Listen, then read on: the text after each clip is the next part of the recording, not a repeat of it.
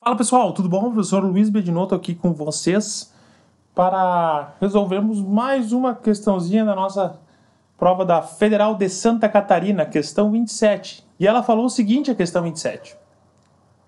O eletromagnetismo é um ramo da física que ajudou a aprimorar a prática do diagnóstico médico com a ressonância magnética. Show de bola. A utilização de ferro fluido pode ser fundamental para o tratamento de doenças, como, por exemplo, o câncer. O ferro fluido é um composto formado por partículas de metal ferromagnéticas, cobalto, magnetita, ferro, por exemplo, da ordem de 10 nanômetros, muito pequenininhos, e certos fluidos, tais como água e óleo. Quando expostos a um campo magnético, o ferro fluido apresenta as propriedades dos materiais ferromagnéticos, porém sem ficar sólido. Assim é possível direcioná-lo dentro de um corpo para onde for necessário. Sobre o assunto abordado e com base no exposto acima, é correto afirmar que... Bem, vamos ver. Primeira coisa, materiais ferromagnéticos. O que eles são? Antes da gente ler as alternativas, só para deixar claro para depois, quando a gente for ver as alternativas, né?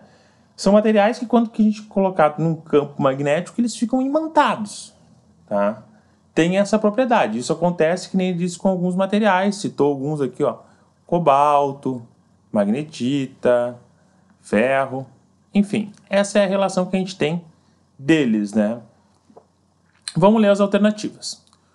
Quando ferro fluido está exposto a um ímã, ou seja, quando está exposto a um ímã, nós temos um campo magnético sobre a ação de uma força magnética de atração. Sim, a gente tem um campo magnético. Se tem um campo magnético gerado, né, vai ocorrer assim alguma força magnética relacionada a eles, né? Eles ordenam, fica ordenado esses ímãs, né, formando assim uma força de atração. Beleza, verdadeiro essa primeira, show de bola. Vou marcar aqui, ó, verdadeiro. Né? As partículas de metal que compõem ferro fluido, quando expostas a campo magnético, transformam-se em ímãs provisórios. É exatamente isso, ó, que eu estava comentando. Temos que ter um campo magnético, né, que ela está acabando de se transformar em um ímã, né? Se transforma em um ímã nesse tempo. Mas, claro, temos que ter esse campo magnético sendo gerado, né, para se transformar nesse ímã, que ele chamou aqui de ímã provisório. Quando não tiver, nós não vamos ter essa relação. Como ele falou aqui em cima, tinha um ímã que gera campo magnético. Então temos um campo magnético, né? Formou assim ímãs provisórios. Verdadeiro. 2. Perfeito. 4. O polo magnético do ímã que estiver mais próximo do ferro fluido define se a força magnética sobre este último será de atração ou repulsão. Não é assim que funciona, né? Ele simplesmente imanta ele de forma que deixa ele ordenado, né? Ocorrendo assim essa força de atração, conforme a gente viu ali na 1, né? Ordena ele da forma correta para ocorrer polos norte, polo sul, polo norte, né? De forma correta, não definindo assim pelo último sobre ele, sobre a força, sobre esse último de atração ou repulsão, né? Não é dessa maneira. Por isso que a 4 ela é falsa. 8. Ferro fluido próximo de um condutor percorrido por uma corrente contínua não sofre ação de uma força magnética. Não, olha só. Se eu tenho campo magnético e eu tenho corrente, né? Não necessariamente ela precisa ser contínua, né? Pode ser contínua, pode ser alternada, tanto faz. Eu vou sentir a força, vai haver uma força magnética entre eles, entende? Essa é a relação. Tanto isso tu pode ver que todas as equações que a gente tiver de força, por exemplo, um fio é campo vezes corrente vezes o comprimento do fio vezes o seno do ângulo θ, por exemplo. Tem campo magnético, tem corrente, temos a nossa força. Obviamente, vão ter um comprimento de um fio. Se eu fosse pegar numa partícula, né, também, mesma relação. Se temos essa corrente, né? Se temos um campo magnético, temos corrente, vamos ter a nossa força. Ela tanto pode ser corrente contínua quanto corrente alternada. Não muda em relação a isso, né? O que muda é lá na nossa questão lá da lei de Lenz e tudo mais, né? Onde a gente necessita ter um fluxo magnético, né? Uma relação de fluxo. Precisa estar se mexendo o nosso ímã, né? Para que haja corrente elétrica, né? Essa é a relação que tem. Corrente elétrica gera campo magnético, né?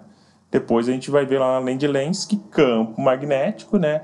Quando há um fluxo, gera corrente elétrica, que nesse caso lá da lei de Lenz, lá, que é somente quando for corrente alternada. E não é o caso que a gente está falando aqui. Então, essa é falso.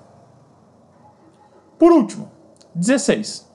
As partículas de metal que compõem ferro fluido não sofrem a ação de forças magnéticas quando submetidas a campo elétrico uniforme. Não, elas realmente não sofrem. Por quê? Porque elas necessitam obrigatoriamente, né, de campo magnético. Do nosso campo magnético. Tem que haver um campo magnético para que tenhamos força magnética, né? Sem campo magnético não há uma força magnética, né? Em relação ao qual a gente tem. Por exemplo, sem campo elétrico não há força elétrica, né? Sem um campo gravitacional não há força gravitacional, né? É a mesma coisa que está acontecendo aqui, relacionando. Campo elétrico uniforme, não. Beleza? Por essa questão, né? As partículas metálicas que compõem o ferro fluido não sofrem ação. Está dizendo que não, verdadeiro, não sofre ação nos nossos campos elétricos uniformes, né? Maravilha? Então ficamos com 1, 2 e 16. 1, 2 e 16 está ali. 1, 2 e 16, e o somatório vai dar para nós 19. 19 é a soma deles. 19 é o gabarito da nossa questão 27 da Federal de Santa Catarina. Beleza? Então tá, pessoal, vou ficando por aqui. Qualquer dúvida deixe nos comentários, eu fico à disposição. Siga nossas redes sociais, Facebook, Instagram, YouTube, @curso Vaga Certa. Um forte abraço a todos. Vejo vocês na questão 28. Tchau!